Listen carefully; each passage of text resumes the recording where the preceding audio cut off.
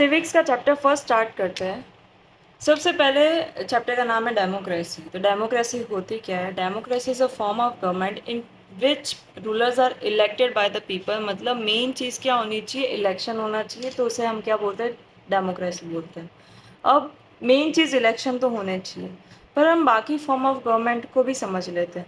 Military rule क्या होता है? एक ऐसी जगह जहाँ पे सिर्फ और सिर्फ मिलिट्री रूल कर रही है, जहाँ पे मेन जो डिसीजन बना रहे वो मिलिट्री के रूलर्स बना रहे, मिलिट्री के लीडर्स बना रहे, उसको हम मिलिट्री रूल बोलते हैं।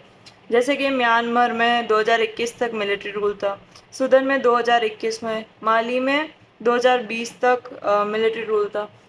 उसके बाद में डिक्टेटरशिप क्या होता है? जहाँ पे एक इंसान या एक ग्रुप पूरे कंट्री को रूल करता है, उसको हम डिक्टेटरशिप बोलते हैं। ठीक है, जैसे चिली में जनरल पिनोशे ने मिलिट्री की हेल्प से चिली में डिक्टेटरशिप लाई थी। ठीक है। मोनार्की, मोनार्की क्या होता है? Monarchy where king is head of the state. पता ही है, राजा का राज चलता है, राजा का बेटा राजा बनता है, उसे हम मोनार्की बोलते हैं।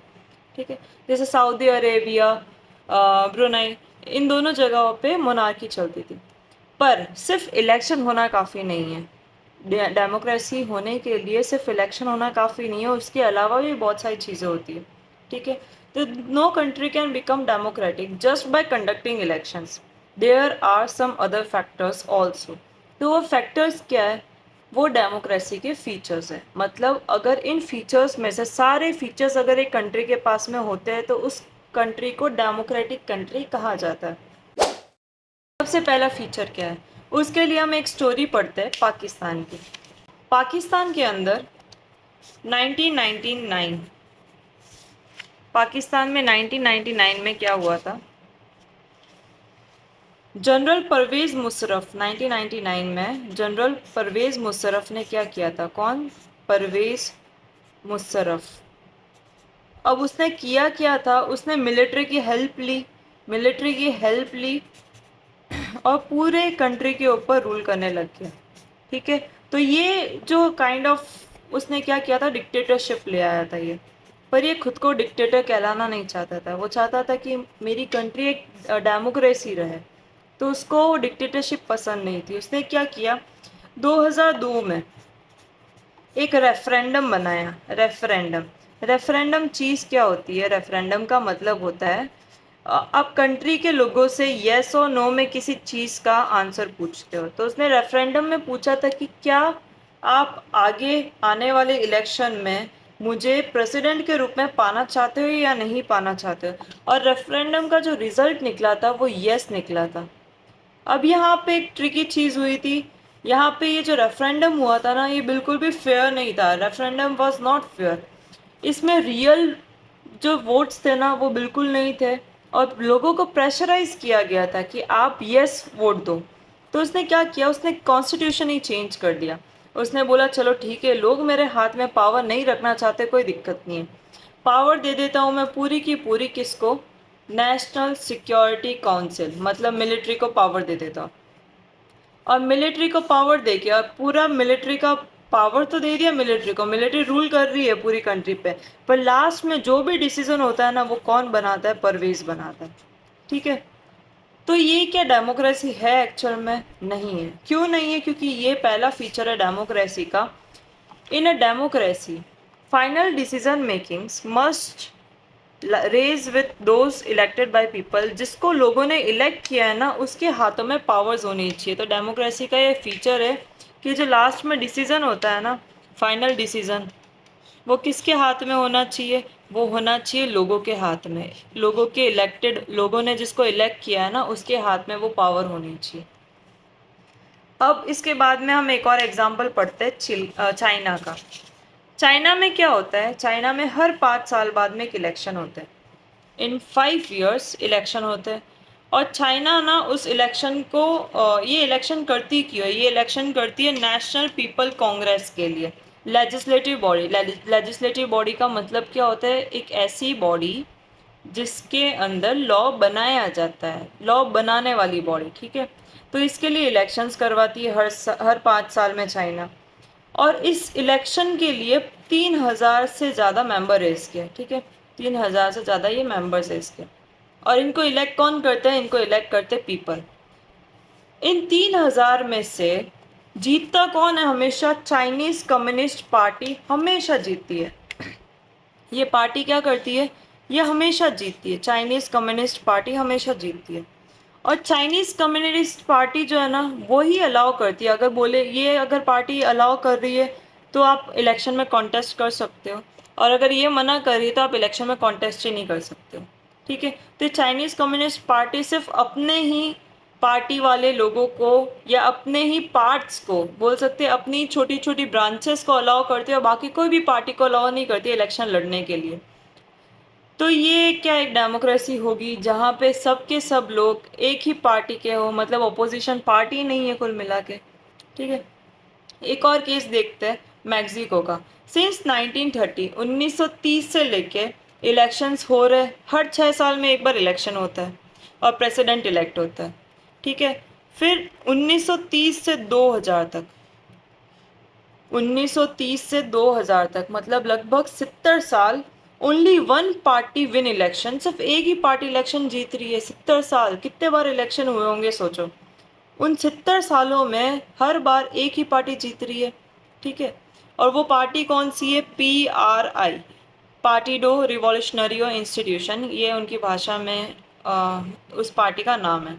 ठीक है। तो ओपोजिशन पार्टीज भी खड़े होते हैं इस जगह पे, पर हमेशा PRI कुछ ना कुछ डर्टी ट्रिक्स का यूज़ करती है। सामने वाली पार्टी के कोई मेंबर को धमकी दे देती है या फिर कोई ना कोई ट्रिक यूज़ करती है जिसकी वजह से अपोजिशन पार्टी हार जाती है।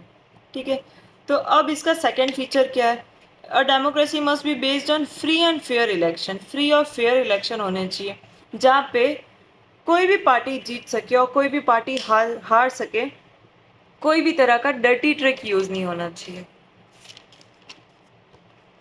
एक और एग्जांपल देखते हैं, सऊदी अरेबिया। सऊदी अरेबिया में वुमेन को अलाउड नहीं है वोट देने का, जैसे हमारे इंडिया में भी कुछ टाइम पहले, बहुत टाइम पहले वुमेन को अलाउड नहीं था। यूरोप में भी नहीं था। तो बहुत सारी जगहों पे वुमेन को स्टार्टिंग से अधिकार नहीं मिला है, वोटिंग राइट्स नहीं मिले हैं। तो सऊदी अरेबिया में 2015 तक 2015 तक वुमेन को अलाउड नहीं था वोट देना। इस्टोनिया में रशियन माइनॉरिटीज़ जो है, मतलब इस्टोनिया में एक तरह के लोग रहते हैं जिसे बोलते हैं रशियन माइनॉरिटीज़। उनको उनको तो सिटीजनशिप ही नहीं है, मतलब उनको ये भी नहीं बोलने का अधिकार है कि मैं इस्टोनिया में रहने वाला इंसान हूँ। उनको सिटीजनशिप भी नहीं है। तो अगर सिटीजनशिप नहीं है तो उनको वोटिंग राइट्स भी नहीं है। ठीक है। तो रशियन माइनॉरिटीज़ के लिए ये चीज़ नुकसान की बात है, उनको वोटिंग राइट्स नहीं मिलते। फिजी के अंदर, फिजी के अंदर तो कुछ और ही चल रहा है किस्सा। फिजी के अंदर क्या हो रहा है कि दो तरह के लोग रहते हैं। एक रहते हैं इंडिजीनियस फिजी और एक रहते हैं इंडियन फिजी। इंडिजीनियस का मतलब जो नेचुरली, जो बाय बर्थ और जो जिनके पूर्वज भी फिजी के थे। ठीक है।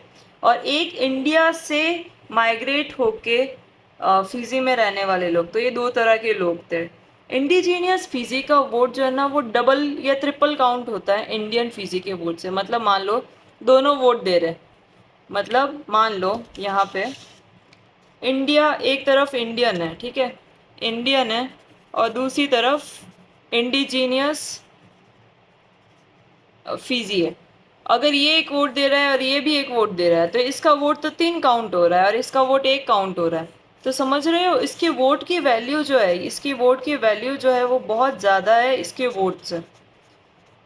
तो इससे क्या हो रहा है? इससे ये हो रहा है कि इंडिजीनियस फिजी को एक एडवांटेज मिल रहा है। इससे हमें थर्ड फीचर पता चलता है डेमोक्रेसी का। In a democracy each adult citizen, चाहे वो वुमेन हो, चाहे वो रशियन माइनॉरिटी हो, चाहे वो इंडियन फिजी हो, हर एक सिटीज़न को, एडल्ट सिटीज़न को एक वोट देने का अधिकार होना चाहिए और एक वोट की एक वैल्यू होनी चाहिए, ना कि इंडिजीनियस फिजी की तरह ज़्यादा वैल्यू होनी चाहिए। ठीक है। इसके बाद में एक केस पढ़ते हैं जिम्बाब्वे का। कंट्री गेन इंडिपेंडेंस, उसको मिल तो गई थी 1980 में इंडिपेंडेंस ब्रिटेन से। उस टाइम पे एक पार्टी जिसका नाम था JANUPF पार्टी, वो बहुत इम्पोर्टेंट रोल, जैसे अपने यहाँ पे इंडिया में कांग्रेस पार्टी ने बहुत ज़्यादा प्रोटेस्ट किया है, बहुत ज़्यादा इंडिपेंडेंस में, रोल प्ले किया है। वैसे ये पार्टी ने बहुत कोशिश करी थी इंडिपेंडेंस के लिए। और इस पार्टी का लीडर कौन था? Robert Mugabe. अब बात क्या थी? He has been continuously becoming the, उसके बाद में जब से इंडिपेंडेंस मिली है ना, उसके बाद से ये प्रेसिडेंट रहा है उस कंट्री का सिंस इंडिपेंडेंस। अब fair competition in election was not visible. अब ये क्या करता था? ये भी उस जगह की तरह, कौन सी जगह की तरह? मैक्सिको की तरह। ये भी क्या करता था? ये डर्टी ट्रिक्स यूज़ करता था। डर्टी ट्रिक्स जैसे कि कॉन्स्टिट्यूशन को उसने बहुत बार चेंज कर दिया और सारी की सारी पावर अपने हाथ में ले ली, प्रेसिडेंट के हाथ में ले ली। Leaders of opposition parties were threatened. Opposition party के लीडर्स को डराया जाता था। Protest were declared illegal. अगर कोई लोग उनके अगेंस्ट प्रोटेस्ट करते थे तो उसने प्रोटेस्ट को इलीगल बता दिया कि अब आप अगर एक कंट्री में प्रोटेस्ट कर रहे हो तो वो इलीगल चीज़ है। Media was completely control. Media को अपने हाथ में ले लिया था, उनको पैसे खिला लिया था या उनको डराते थे, आप जो भी छापोगे हमारे फेवर में छापोगे, हमारी पार्टी को सपोर्ट करने के लिए छापोगे, हमारे अगेंस्ट में कुछ नहीं छापोगे। अगर इफ़ द जजेस gave judgement against the government, कोई भी जज अगर कोई गलत सुनवाई करता है गवर्नमेंट के अगेंस्ट में तो उस जज के ऊपर पूरा प्रेशर डाल देते हैं। हाउएवर इन 2017 में उसको फोर्सफुली रेजिग्नेशन देनी पड़ी अपनी जगह से। लोगों ने बहुत रिवॉल्ट किए, बहुत प्रोटेस्ट किया और उसके बाद में उसको उस जगह से हटाया गया, प्रेसिडेंट की पोजीशन से हटाया गया। इससे हमें लास्ट फीचर पता चलता है डेमोक्रेसी का। और democratic government must rule with in limits. हमेशा अपनी लिमिट में उसे रूल करना चाहिए। गवर्नमेंट का काम है कानून बनाना, लेजिस्लेटिव का काम है कानून बनाना, एग्जीक्यूटिव का काम है एग्जीक्यूट करना और जुडिशरी का काम है जजमेंट देना। तो सब अपनी अपनी लिमिट में काम करे तब तक अच्छा है, ठीक है। और ये लिमिट कौन सेट करता है? ये लिमिट्स कॉन्स्टिट्यूशन द्वारा सेट होता है, ठीक है। तो बार बार कॉन्स्टिट्यूशन में छेड़छाड़ी ना करी जाए, जैसा कॉन्स्टिट्यूशन है उसके हिसाब से वो चीज़ होनी चाहिए। और सिटीज़न के राइट्स को देखते हुए डिसीजंस बनाए जाने चाहिए, ठीक है। ये लिमिट्स जो होते हैं वो सिटीजन्स के राइट्स को देखते हुए बनाए जाने चाहिए। ऐसा नहीं है कि प्रोटेस्ट को इलीगल डिक्लेयर कर लिया तो वो चीज़ सिटीजन के राइट के अगेंस्ट में जा रहा है। तो ये कुछ 4 फीचर्स थे किसके? डेमोक्रेसी के। अब हम दो चीज़ें और बाकी है जिसे हम नेक्स्ट वीडियो में कवर करेंगे, एडवांटेज और डिसएडवांटेज, मेरिट्स और डीमेरिट्स।